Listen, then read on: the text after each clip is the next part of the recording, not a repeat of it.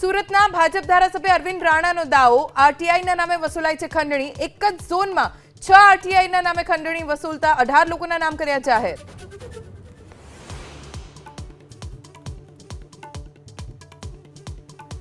રાજકોટના ટ્રાવેલ્સ સંચાલકની આડોડાઈ, પ્રયાગરાજથી પરત ફરતી વખતે ડીઝલ પતીકું હોવાનું કહી અધવચ્ચે જ ઊભી રાખી દીધી બસ। ધારાસભ્ય દર્શિતા શાહે કરી શ્રદ્ધાળુઓની મદદ।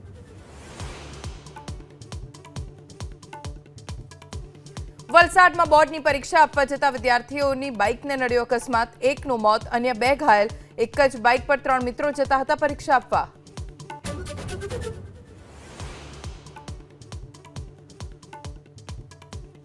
નવસારીના અમલસાડની કન્યા શાળામાં ભોજનમાંથી ઈયળ નીકળતા શિક્ષકોમાં દોડધામ। 228 વિદ્યાર્થીનીઓ શાળામાં કરે છે અભ્યાસ, ભોજનના સેમ્પલ મોકલાયા તપાસ અર્થે।